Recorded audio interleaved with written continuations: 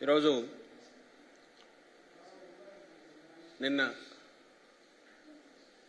ప్రజాగళం పేరుతో Telugu Desam party, Bharatiya Janata party, Janasena, అలాగే చంద్రబాబు నాయుడు గారు, నరేంద్ర మోడీ గారు, పవన్ కళ్యాణ్ గారు ముగ్గురు ఒకే స్టేజ్ మీద కనిపించారు. రాష్ట్ర ప్రజలకు ఒక మెసేజ్ ఇచ్చే ప్రయత్నం చేశారు 2024 సార్వత్రిక ఎన్నికల నేపథ్యంలో. ఇది కొత్తది కాదు. సరిగ్గా 10 ఏళ్ల క్రితం ఈ ముగ్గురు, అప్పుడు రాష్ట్రం కొత్తగా డివైడ్ అయిన నేపథ్యంలో,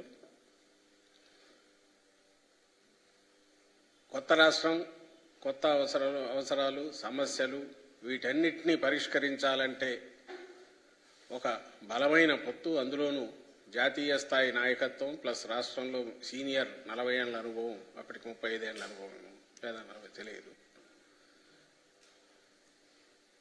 2 సార్లు అప్పటికే ముఖ్యమంత్రి చేసిన అనుభవం ఉన్న చంద్రబాబు నాయుడు ఇక్కడ సీనియర్ నాయకుడు, జాతీయ స్థాయిలో కేంద్రంలో అధికారంలోకి రావాలనుకున్న బీజేపీ.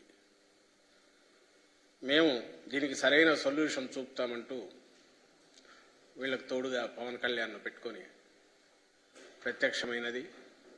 ముగ్గురు కలిసి తిరుపతిలో సభలో ఆ రోజు మాట్లాడినది, లేదా అప్పుడు జరిగిన ఆ సభ, ఇవన్నీ గుర్తుకొస్తాయి ఎవరికైనా. సరిగ్గా 10 ఏళ్ళు, 10 ఏళ్ల తర్వాత అదే నాటకం. ఏమంటే నాటకంలో తేడా, ఆ రోజు బహుశా కొత్త పెళ్లి కాబట్టి ఊపు మీద ఉన్నట్టున్నారు. ఈసారి కొంచెం వెళ్ళే మొత్తం డీలాగా, కేవలం ప్రజలను మోసగించడానికి లేదా మోసగిస్తున్నామనే స్పృహ ఉండే మొహంలో కనపడే ఇది కానీ, ఒక గిల్ట్ కానీ, అలాంటివి ఏదో ఛాయామతంగా కనపడినట్టుంది. ఈ సభలోకి వచ్చేసరికి ఆ రోజు ఉన్నంత ఉత్సాహం లేదు, ఆ ఊపు లేదు, ఉండే అవకాశము లేదు. నాటకమని ఎందుకన్నామంటే, పొత్తులు పెట్టుకోవడం కొత్త కాదు. సరే, ఎన్నికల్లో పెట్టుకుంటుంటారు. చంద్రబాబు నాయుడుకి అయితే అసలు కొత్త కాదు. ఆయన పెట్టుకోకుండా ఎప్పుడు రాడు. పెట్టుకున్నా కూడా ఫెయిల్ అయిన సందర్భాలు ఉన్నాయి. పెట్టుకోకపోతే అసలు ఊసులో లేకుండా పోయిన సందర్భాలు ఉన్నాయి. మొత్తం ఎక్కువ అవే ఉన్నాయి. కానీ ఊతకర్రల సాయంతో ఎడవర అధికారంలోకి రావడము, వాళ్లను మార్చుకుంటూ ప్రతిసారి ఆ ఊతకర్రలు మార్చుకోవడము, ఇది ఆయనకు అలవాటు.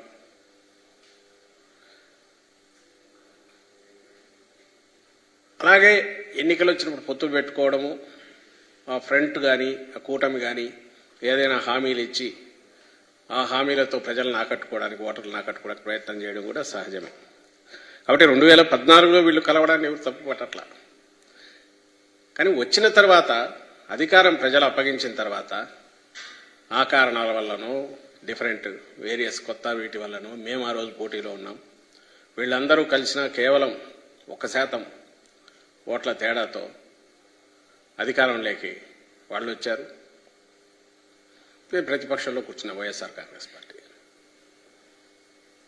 నాటకమని ఎందుకు అనుకుంటున్నామంటే, ఆ రోజు ఏవైతే హామీలు ఇచ్చారో ప్రత్యేక హోదాతో సహా, ఇవన్నీ కూడా తర్వాత ఏమయ్యాయి. అలాగే ఆ కూటమి అధికారంలోకి వచ్చాక ఇక్కడ బీజేపీ వాళ్ళు పార్టిసిపేట్ చేశారు కేబినెట్లో, మంత్రివర్గంలో. కేంద్రంలో చంద్రబాబు నాయుడు గారి పార్టీ, తెలుగుదేశం పార్టీ ఎంపీలు వాళ్ళను అక్కడ కేబినెట్లో భాగస్వామ్యం తీసుకున్నారు. సో ఇది నిజమైన కూటమి లాగే నడిచింది. అలాంటి వాళ్ళు ఇచ్చిన హామీలు ఏమాత్రం అమలు చేశారు, అలాగే 2014లో అధికారంలోకి వచ్చిన 3-4 తర్వాత 3 ఏళ్ల తర్వాతనే విడాకులు తీసుకొని మళ్ళీ పక్కకి వెళ్ళిపోయాక అసలు ఎందుకు వెళ్ళిపోయారు? అలాగే 2019లో సరే ఆ విడిపోయిన తర్వాత ఎన్నికల వరకు ఆల్మోస్ట్ బండబూతుల్లాగే తిట్టుకున్నారు. పవన్ కళ్యాణ్ కేంద్రం వాళ్ళు ఏదో పాచిపోయినట్లని ఆయన అన్నాడు. ఇంకా చంద్రబాబు నాయుడు అయితే మోడీని పూర్తి వ్యక్తిత్వ హననానికి అంటే పాలిటిక్స్లో దిగజారుడు ధనానికి అంటే ఈయన దాంట్లోనే ఈయన ఆరితేరిన వ్యక్తి చంద్రబాబు నాయుడు. క్యారెక్టర్ అసాసినేషన్లో ఆయన కానీ ఆయన సపోర్ట్ చేసే మీడియా కానీ ఆ ముఠా మొత్తం ఏకంగా మోడీ మీదనే బాణాలు ఎక్కువ పెట్టి ఏమేమి మాట్లాడారో ఇప్పుడు కూడా సోషల్ మీడియాలో బాగా సర్క్యులేట్ అవుతూనే ఉన్నాయి. భార్య ఉంటే తెలిసేదని, కుటుంబం లేనివాడిని, తల్లి అని విలువ తెలియనివాడని, వ్యక్తిగతమైన వాటికి ప్రజలకు సంబంధం లేని విషయాల్లో కూడా వాటన్నిటి మీద కూడా ఆయన మీద అటు నుంచి ఏమీ లేకుండానే ఈయన అగ్రెసివ్గా అన్నాడు చంద్రబాబు నాయుడు. అయిపోయింది. 2019 ఎన్నికలయ్యాయి, విడివిడిగా చేశారు. ఆ రోజు పొత్తు కోసం వెంపర్లాడి ఇచ్చేసింది చంద్రబాబు నాయుడు. తర్వాత ఎప్పుడైతే యాంటీ ఇన్కంబెన్సీ ఓటు చీలాలనుకున్నప్పుడు 2019లో తన్నేసి బయటకు వచ్చేసి ఇండిపెండెంట్గా ఇచ్చేసింది చంద్రబాబు నాయుడు. ఈరోజు మళ్ళీ అదే చంద్రబాబు నాయుడు ఆ రెండు పార్టీలను బీజేపీని కలుపుకొని లేదా పవన్ కళ్యాణ్ ద్వారా దాన్ని ఆపరేట్ చేసి మళ్ళీ ఈరోజు నిన్న ఒక స్టేజ్ మీద ముగ్గురు కలిసి ప్రత్యక్షమయ్యారు. కనీసం నిన్న ఏం చేసిండాలి? ఫస్ట్ ఓ సంజాయిషి ఇవ్వాలి. అసలు 2014లో ఏమనుకొని కలిశారు? ఇచ్చిన హామీల పరిస్థితి ఏంది? తర్వాత ఎందుకు విడిపోయారు? ఈరోజు మళ్ళీ ఎందుకు కలిశారు? మీ అందరికి గుర్తుంటుంది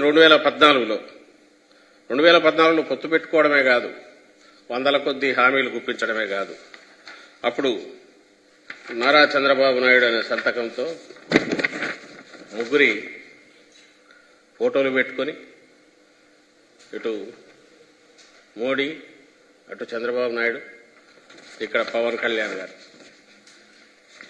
సరే, ఎన్టీఆర్ ఆయనంటే ఎన్నికల సమయంలో అక్కడ పక్కన దుమ్ము దులిపి తీసి పెట్టుకుంటాడు, మళ్ళీ అయిపోగానే పక్కన పెట్టేస్తాడు ఈయనకు అవసరమైనప్పుడు. అప్పటికి ఇప్పటికీ బహుశా నేను అనుకోవడం తేడా అంటే 10 ఏళ్ళు అయింది కాబట్టి కొంచెం వయసు పెరిగింది, గడ్డాలు వచ్చింటాయి, ఇంకొంచెం నెరిసింటాయి, డిఫరెంట్ కాస్త ఫోటోల్లో తేడా కనపడుతుందేమో అని మిగిలిందంతా సేమ్ వాళ్లే.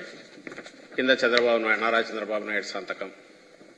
ఇది క్లుప్తంగా మేనిఫెస్టోలో ముఖ్యమైన హామీలు అవి ఇక్కడ పెడుతూ వీటన్నిటికీ మాది పూచి అని ఆ రోజు రాష్ట్రం అంతటా ఇల్లు మొత్తం పంచారు. దాంట్లో 4-5 చూస్తే ఇవి కాక 600 హామీలు ఇచ్చినట్టున్నాడు మేనిఫెస్టో. లేకపోతే అదైతే ఇప్పుడు దొరకట్లే. ఇదేమంటే అప్పుడే తీసి పెట్టుకున్నాం కాబట్టి ఆ తర్వాత డిలీట్ చేసేశారు మేనిఫెస్టో. ఇందులో రైతు రుణమాఫీ ఉంది, డ్వాక్రా రుణాల రద్దు ఉంది, ఆడబిడ్డ పుట్టగానే 25,000 రూపాయలు వేస్తామనేది ఉంది, జాబు కావాలంటే బాబు రావాలనే దాంతో ఉద్యోగం వచ్చే వరకు నెలకు 2,000 రూపాయలు నిరుద్యోగులకు ఇస్తామనింది, అర్హులందరికీ 3 సెంట్ల స్థలంలో ఉచితంగా పక్కా ఇళ్లు కట్టిస్తామనేది.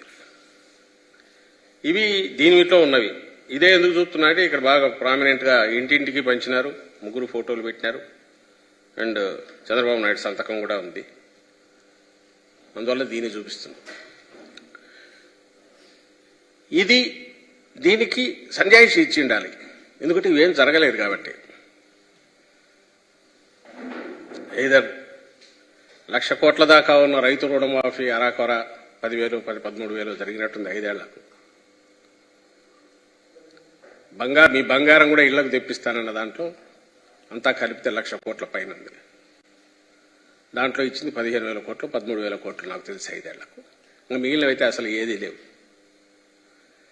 ఇంత అబద్దాలు, మోసపూరితమైనవి ఇచ్చి పైగా ఆ కూటమి అనేది కూడా పూర్తి 5 ఏళ్లు కూడా ఉండకుండా మళ్ళీ ఇప్పుడు ఏ మొహం పెట్టుకుని ముగ్గురు ఒకే స్టేజ్ మీదకి వచ్చారు, ఈ స్టేజ్ మీద నిలబడి మళ్ళీ రాష్ట్ర ప్రజలకు పిలుపు ఇవ్వగలిగారు అనేది ప్రశ్న. నిన్నటి సభ ఏదైనా అది దేనికైనా ఒక గుర్తుగా దేని ఇండికేట్ చేస్తుంది అంటే అబద్ధాలు, వంచన,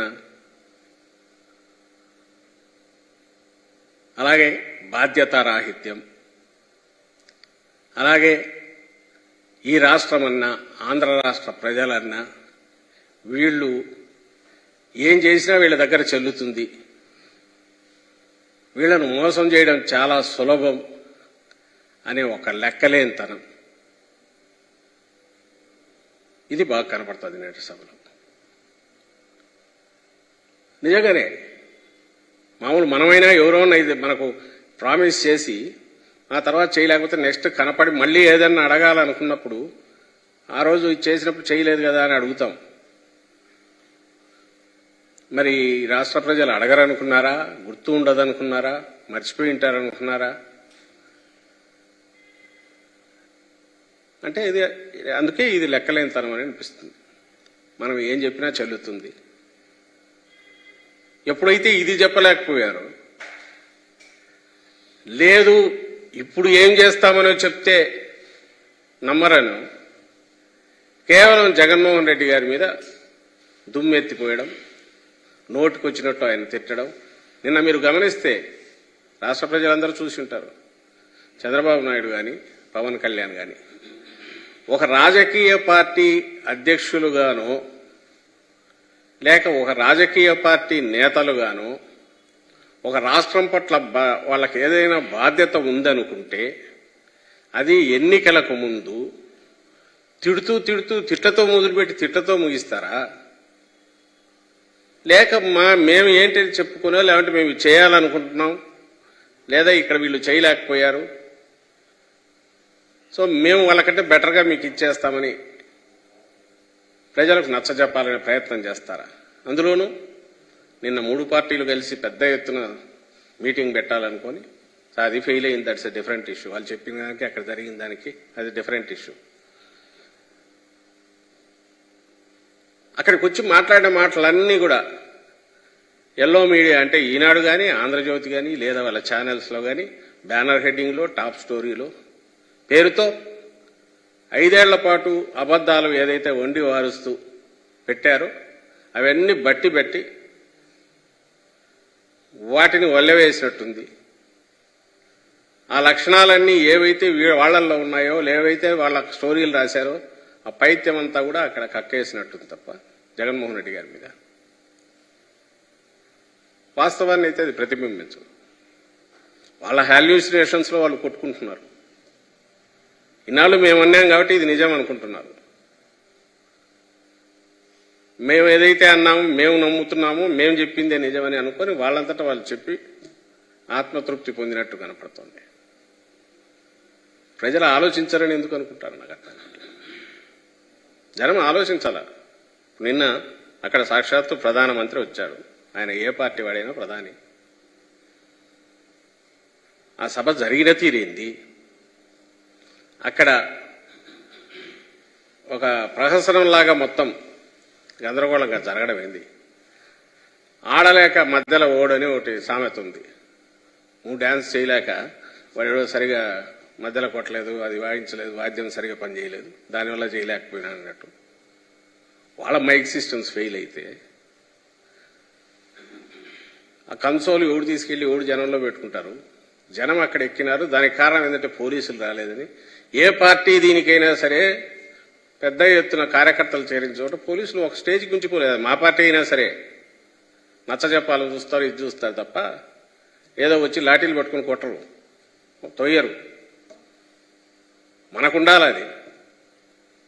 మా సిద్ధం సభలు జరిగాయి చూశారు కదా. అక్కడ కూడా ఎక్కడికక్కడ వాళ్ళు మా కార్యకర్తలు నిజమైన కార్యకర్తలు డెడికేట్ కాబట్టి డిసిప్లిన్ క్రమశిక్షణ ఉంది.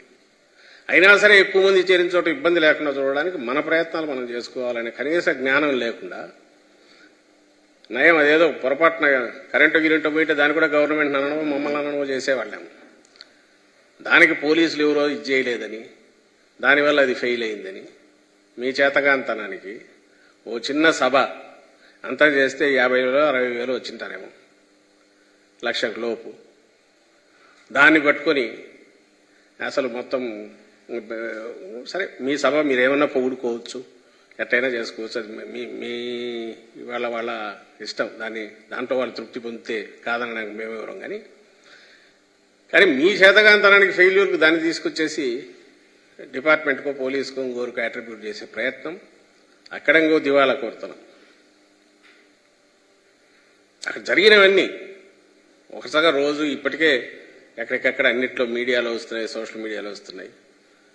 ఆయన ప్రధానికి మోడీ గారికి సన్మానం అంటారు, శాలువ రాదు, ఇద్దరు నిలబడి ఉంటారు. ఆయన తీసుకొచ్చి ఆయన్ని అవమానించారు, పుష్పగుచ్చం అంటారు, అది రాదు. అది వాళ్ళ ఆర్గనైజేషన్ లోపం, వాళ్ళ చేతగాంతనం.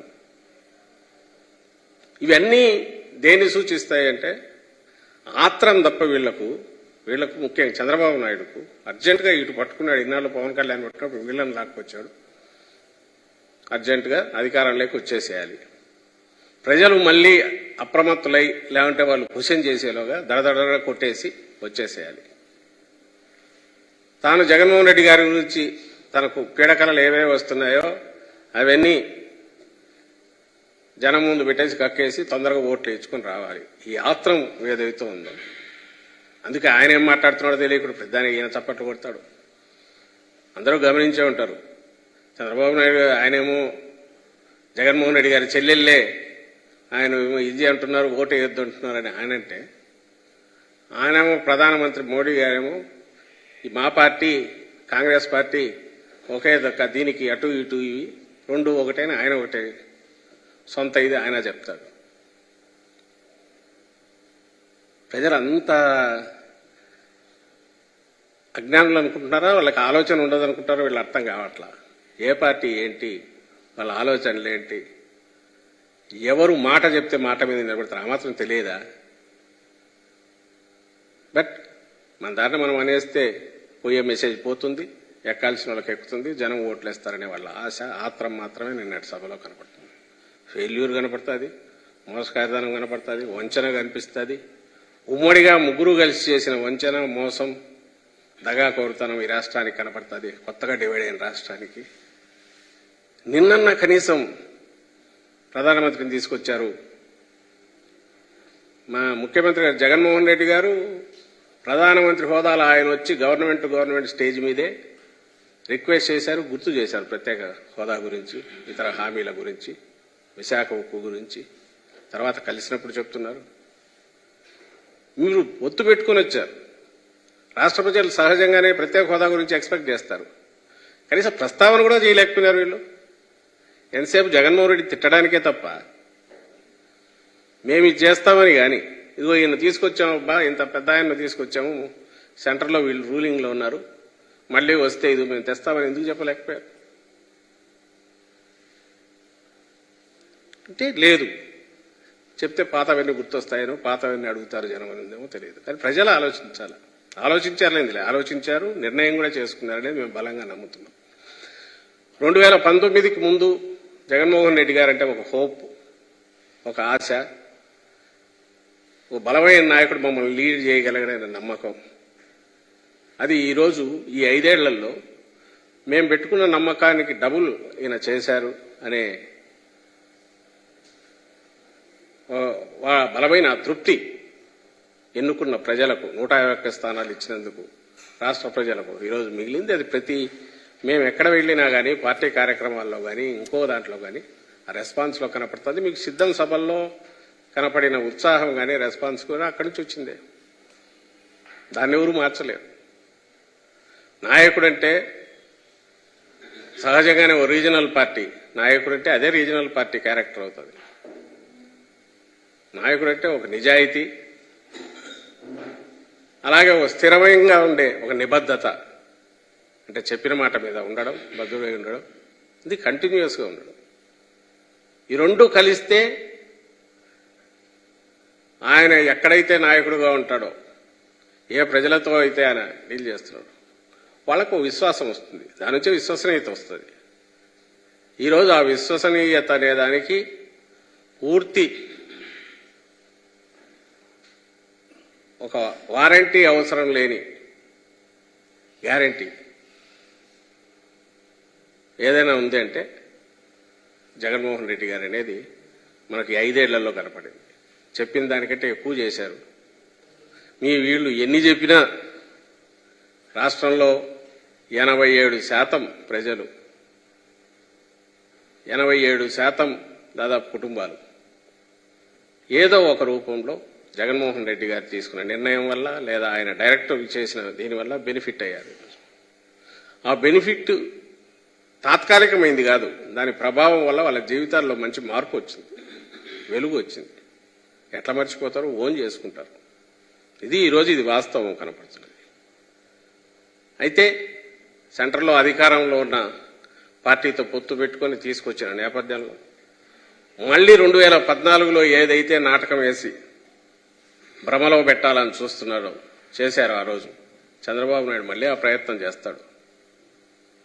ఈ ప్రయత్నంలో ఆయన మళ్లీ ఈసారి రెండోసారి మళ్లీ మోసం చేయొచ్చని ఏదైతే అనుకుంటున్నాడో దాన్ని తిప్పికొట్టాలంటే ప్రజలు అప్రమత్తంగా ఉండాలి. జగన్మోహన్ రెడ్డి గారి పాలన ఇటుపక్క 5 ఏళ్లు ఉంది. 14-19 మధ్య అబద్ధపు హామీలతో కూటమిగా వచ్చి ఆఖరికి వచ్చేసరికి ఒక పార్టీ తెలుగుదేశం పార్టీనే మిగిలిపోయిన ఆ పాలన అది ఉంది. వాళ్ళు ఉమ్మడిగా హామీలకు బద్దులైలేరు, దానికి సంజాయిషి ఇవ్వలేదు. చంద్రబాబు నాయుడు దాని గురించి అసలు పట్టించుకునేది, హామీలు తుంగలో తొక్కాడు, మోసం చేశారు. ఆ రోజు ఆ పాలన ఉంది. 19-24 మధ్య జగన్మోహన్ రెడ్డి గారి పాలనలో చెప్పినవి చేయడమే కాకుండా 99% చెప్పనివి కూడా దీనికి అనుసంధానంగా ఉండేటివి, లేదా ఒక సస్టైనబుల్ సంక్షేమం నుంచి గ్రోత్ కానీ డెవలప్మెంట్ కానీ స్టేట్కు జరిగే రకంగా చేస్తూ వచ్చినవి, ఇన్ఫ్రాస్ట్రక్చర్ కావచ్చు, ఇంకోటి కావచ్చు, కోర్ సెక్టర్స్ అన్నిటినీ డెవలప్ చేసినవి కావచ్చు, ఇవన్నీ కూడా తీసుకుంటే ఇవి మరో 5 ఏళ్ల పాటు కంటిన్యూస్గా ఉండాలన్నా ఈయననే నమ్ముకోవాలి, ఈయనే మా నాయకుడని ప్రజలు గట్టిగా అనుకున్నారు. కాబట్టి వీళ్ళు మోసం చేయడానికి మేము వచ్చినాము, మీరు సిద్ధమా అంటే మేము మోసపడడానికి మేము సిద్ధంగా లేమనేది రాష్ట్ర ప్రజలు చెప్పబోతున్నారు. ఇది వాస్తవం. Thank you.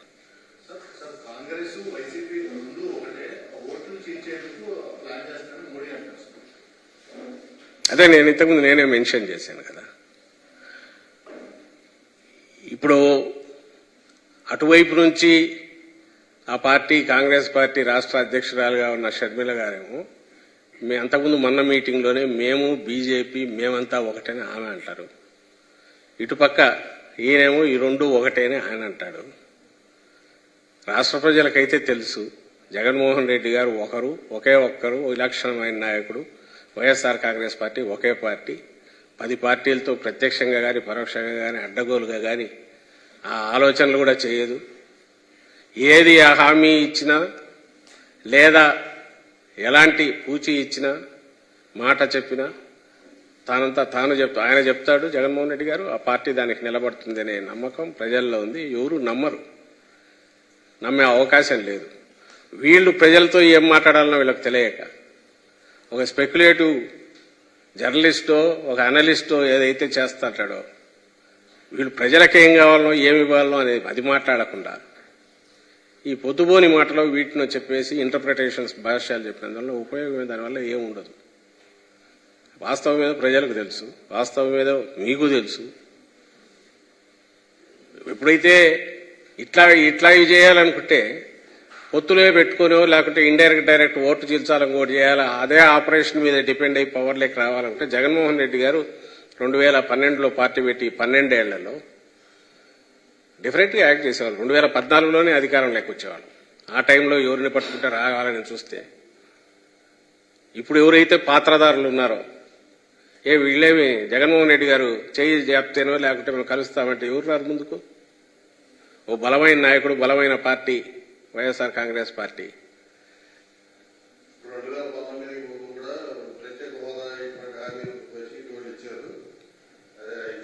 అధికారంలోకి వచ్చారో తర్వాత హామీలు అమలు చేయలేదు. వైఎస్ఆర్ కాంగ్రెస్ పార్టీ సెంటర్లో రాలే అధికారంలోకి.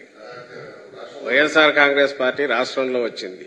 ఈ పార్టీ మనకు వచ్చిన ఎంపీల మీదనో మన దీని మీదనో అక్కడ డిపెండ్ అయి ఉన్నా, లేదా ఆ కూటమిలో భాగస్వామి అయి ఉన్నా, పూచి ఇచ్చిన తర్వాత ఇవ్వగలిగిన ప్రెజరో పెట్టగలిగిన ప్రెజరో ఎక్కువ ఉంటుంది. మనదే ఒక పార్టీ సెంటర్లో బలమైన అత్యధిక బలంతో వాళ్ళు వచ్చారు. అక్కడ ఎవరి దీని మీద డిపెండ్ కావాల్సిన అవసరం లేని స్థితిలో అక్కడ పార్టీ ఉంది. అలాంటప్పుడు వాళ్ళెందుకు చేస్తారు? అలాగని వదలలేదే, ఎప్పుడూ గుర్తు చేసి అదే నేను అన్నది. మేము మర్చిపోలేదు. ఒక అధికారిక సభలో జరిగిన దగ్గర కూడా ప్రధానమంత్రి గారు వస్తే అక్కడ కూడా ముఖ్యమంత్రి గారు రైజ్ చేశారు. ఇది బలమైన ఆకాంక్ష ప్రజల్లో ఉంది, అత్యవసరం, అది కూడా ప్రజల్లో ఉంది. ఇది వస్తే తప్ప ఈ రాష్ట్రానికి ఒక పూర్తి పరిష్కారం, సమస్యలకు పరిష్కారం దొరకదు. అది ఏ రూపంలో అయినా కావాలనేది ఇప్పటికి ప్రయత్నం చేస్తున్నాం. అది సిన్సియర్గానే ప్రయత్నం చేస్తాం. దానికి మించి ఇంకోటి ఏదో చేయడానికి ఇదేం పోరాటం కాదు, యుద్ధం కాదు కదా. ప్రెజర్ చేయగలగాలి. ప్రెజర్ చేయడానికి అవసరమైన బలం మనకు ఉండాలా. ఆ ప్రెజర్ గ్రూప్ మన మీద డిపెండ్ అవ్వాల్సిన అవసరం అక్కడ సెంటర్లో ఉంటే వస్తుంది. ఆ పరిస్థితి ఎప్పుడో ఒకసారి మేము ఆశిస్తున్నాం.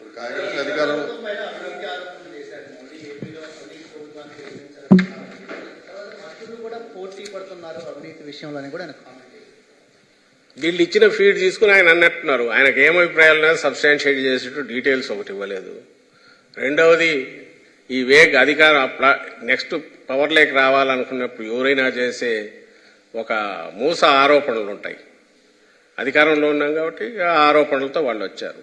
సో దానికి సమాధానాలు ఏమి ఇవ్వాలనేది, మీరు అధికారంలో ఉన్నారు కాబట్టి అవినీతి అంటే బీజేపీ అక్కడ వాళ్ళు అధికారంలో ఉన్నారు, వాళ్ళ అవినీతిలో ఉన్నారనుకోవాలి. లేకపోతే ఇంకో రాష్ట్రంలో ఎక్కడన్నా బీజేపీ ఉంటే వాళ్ళ అవినీతిలో ఉన్నారనుకోవాలి.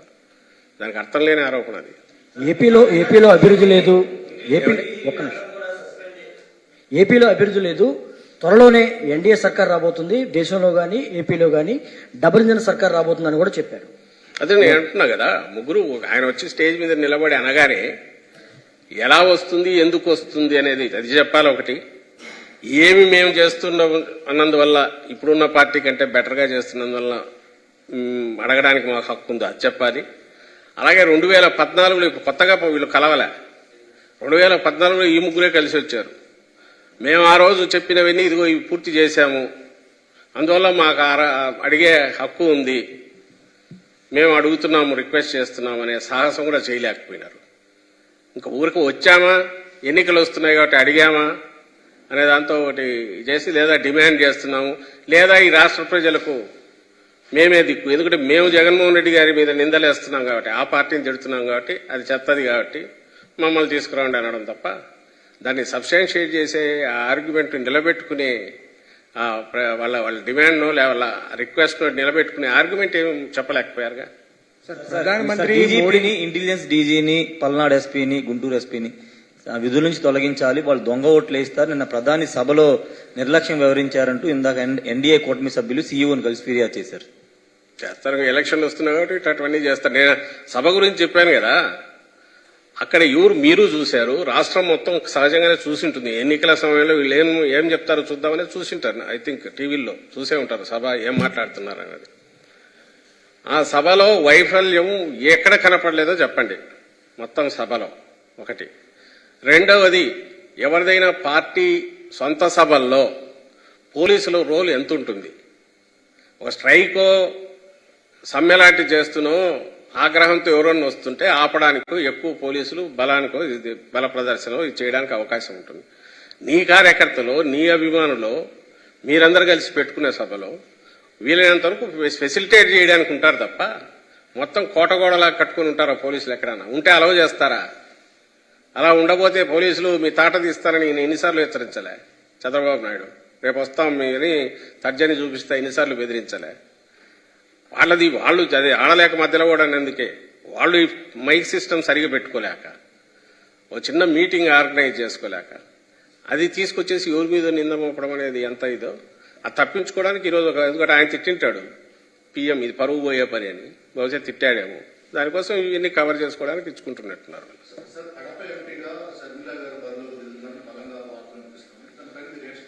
ఇట్లా మంచిదే కదా. ఆమె ఒక రాజకీయ పార్టీ రాష్ట్ర అధ్యక్షురాలు, ఎత్తిపోయిన రాజకీయ పార్టీ, దివాలా చేసిన రాజకీయ పార్టీ కాంగ్రెస్కు. దానికి వచ్చిన ఓట్ల శాతం లాస్ట్లో మీకు ఎప్పుడు చెప్తూనే ఉంటాం, 100 కంటే తక్కువ. ఆ పార్టీ తరఫున ఆమె నిలబడితే నిలబడతారు. ఆమె ఎప్పుడైతే రాజకీయ ప్రస్థానంలో ఓ పార్టీ ఇంకొకటి ఒక పార్టీకి సంబంధించిన దాంట్లో యాక్టివ్ అయ్యారు, ఆమె ఆ పార్టీ నాయకురాలుగానే ఉంటారు తప్ప ఆమె వాళ్ళ పార్టీ నిర్ణయం ప్రకారం, తన నిర్ణయం ప్రకారం ఎక్కడైనా పోటీ చేయొచ్చు, ఏదైనా చేయొచ్చు. దేనికైనా ఇటువైపు నుంచి ఇది ఒక రాజకీయ పార్టీ. ఈ పార్టీకి స్ట్రక్చర్ ఒకటి ఉంది. దీనికి మా అధ్యక్షుడు జగన్మోహన్ రెడ్డి గారు, అలాగే ఈ పార్టీ ప్రజలకు ఇచ్చిన హామీలు నిలబెట్టుకోవడంతో పాటు వాళ్ళ హోప్స్ తీర్చడంతో పాటు 5 ఏళ్లు పరిపాలన కూడా చేసిన పార్టీ. దీని విధానాలు దీనికి ఉంటాయి. సహజంగానే ఎలక్షన్ వచ్చినప్పుడు పోటీల్లో దిగుతుంటారు, వస్తుంటారు, మేము ఫేస్ చేస్తుంటాం. ఆఖరికి ప్రజలు ఏం డిసైడ్ చేస్తారనేది ప్రజాస్వామ్యంలో అల్టిమేట్ అక్కడ తేలుతుంది, బ్యాలెట్ బాక్స్లో తేలుతుంది. నీకైనా ఉంటుంది, నువ్వు అడిగినావు కదా, మీరైనా పోటీ చేయొచ్చు, వద్దని ఎవరన్నారు, అక్కడ పోటీ చేయొచ్చు, ఇంకోరైనా పోటీ చేయొచ్చు. దాడులు చేస్తుందనేది పదే పదే ప్రతిపక్షాలు ఆరోపిస్తున్నటువంటి మాట సార్. ఇప్పుడు ఏపీలో ఎన్నికల నేపథ్యంలో ఏపీలో ఉన్నటువంటి అధికార పార్టీ పైన అలాంటి దాడులు జరుగుతాయని మాకు సంబంధించినంత వరకు ఇతర పార్టీలాగా ఏదో ఆరోపణలు చేయాలి కాబట్టి నోటుకు చోటు మాట్లాడడము, ఇర్రెస్పాన్సిబుల్ గా కామెంట్స్ చేయడము చేయము. ఎప్పుడు ఏది జరిగితే దాని గురించి అప్పుడు మాట్లాడతాం. ఆ జరిగిన దాంట్లో అలాంటి ఏదైనా కనపడితే అప్పుడు దాని గురించి వ్యాఖ్యలు చేస్తాం. వీఆర్ నాట్ అనలిస్ట్, ఏదో విశ్లేషకులాగా కూర్చొని కామెంటేటర్ లాగా మేమెందుకు చెప్పాలా. ఇక్కడ ఈ రాష్ట్రానికి సంబంధించి ఏదైనా ఈ ప్రయోజనాలకు భంగం కలిగినా, ఈ రాష్ట్ర ప్రయోజనాలకు ఏదైనా అవసరమైన సందర్భంలో, అలాగే మా పార్టీకి సంబంధించి ఏదైనా నష్టం జరిగినా, ఇలాంటివి ఏదైనా ఉన్నప్పుడు చెప్తాం దానికి. ఇదిగో ఈ కారణాల జరిగింది, దీంట్లో కక్ష సాధింపుంది, ఇంకొకటి అంటాం. మిగిలిన వాటి గురించో, ఇంకెక్కడో జరిగిన వాటి గురించి మేమెందుకు మాట్లాడాలి. ఇప్పుడు సార్, రేవంత్ రెడ్డి మొన్న కామెంట్ చేశారు, మొన్న విశాఖ వచ్చి పోలవరం కట్టలేకపోయారు, రాజధాని కట్టలేకపోయారని చెప్పారు. షర్మిల ముఖ్యమంత్రి అవుద్ది, నేను వెనకాల అండగా ఉంటా ఒక అన్నలాగా కామెంట్ చేశారు. ఏదైనా కలలు కనొచ్చు, దాన్ని కాదనడానికి మేమెవరం. అంతా చేస్తే ఎంత, నెలలో ఉండాల్సింది, అది ఎందుకు ఈసారి ఇంకో నెల మాకు కలిసి వచ్చింది, ఇంకో 4 రోజులు ఎక్కువ టైం దొరికింది. మేలో ఎప్పుడో ఎన్నికలు ఉంటారు, 2 monthsలో తేలిపోతుందిగా. ఏదో తినబోతు రుచి అడగడం ఎందుకని అంతకంటే ఎక్కువ రోజులు వెయిట్ చేయాల్సిన అవసరం లేదు. 2 ఏళ్ళు 3 ఏళ్ళు అయితే ఏమనుకో, 2 months తెలిసిపోతుందిగా ఎవరెవరు ఏమవుతారో, ఎవరెవరు ఈ పగటి కళలో, రాత్రిపూట కళలో, పీడ కళలో, తెల్లవారుజామున కళలో, అలాగే ఏదో క్షుద్ర పూజలు చేయడము, యాగాలు చేసుకోవడము, ఇవన్నీ జరుగుతాయి. వాటిలోంచి వాళ్ళు భ్రమల్లో ఉంటే వాళ్ళు ఉండొచ్చు. లేదా జగన్మోహన్ రెడ్డి గారి మీద ఉండే కోపంతో రకరకాల విన్యాసాలు చేసేవాళ్ళు ఉండొచ్చు. అన్నిటికీ ఒకటే ఫైనల్ వచ్చి మన May 13th polling, June 4th results అన్నారు కదా, ఆ రోజు క్లోజ్ అయిపోతుంది. మళ్ళీ 5 ఏళ్ల పాటు తీర్పు వస్తుంది. ఆ తీర్పు ఎట్లా ఉంటుండబోతుంది అనేది ఈ రోజే క్లియర్గా కనిపిస్తుంది అని ఎందుకు అనుకుంటున్నాం అంటే, నేను ఇంతకుముందు చెప్పిన రీజన్స్ వల్ల అనుకుంటున్నాం. ప్రజల నుంచి కూడా బలంగా కనపడుతుంది ఎక్కడికక్కడ. అందువల్ల we are confident, not over confident. Last time కంటే ఎక్కువ 170 టార్గెట్గా మేము పెట్టుకున్న దగ్గరికి రీచ్ చేయడానికి కావాల్సిన పరిస్థితి పూర్తిగా ఇక్కడ ఉంది. ఎందుకంటే జగన్మోహన్ రెడ్డి గారు చేసిన మంచి పనులు, లేదా మా పార్టీ చేసిన మంచి పనులు, మా ప్రభుత్వం చేసిన మంచి పనుల వల్ల మేము బలంగా నమ్ముతున్నాం.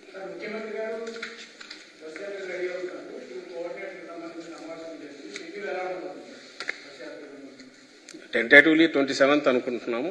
ఇప్పుడు మళ్ళీ అదనంగా టైం ఉంది కాబట్టి, ఇప్పుడు మామూలుగా అయితే ఫస్ట్ ఫేజ్ అయితే ఉండేది కాదు. అందువల్ల అక్కడి నుంచి నామినేషన్ల వరకు టెంటేటివ్లీ, నామినేషన్ల తర్వాత 1-2 రోజుల వరకు పూర్తిగా ఇక్కడ నుంచి ఇంకా ప్రజల్లో ఉండడం, బస్సు యాత్ర పెట్టుకొని ఉండడం, ప్రజల్లోనే మమేకం కావడం, ప్రజల్లోనే ఉండాలని నిర్ణయానికి వచ్చాం. అక్కడ ఎట్లెట్లుంటుంది దాని స్వరూపం, ఆ కార్యక్రమాలు, వాటికి సభలు, వాటి గురించి అనేది రేపు డీటెయిల్గా మీకు అందరికీ చెప్తాం వస్తుంది.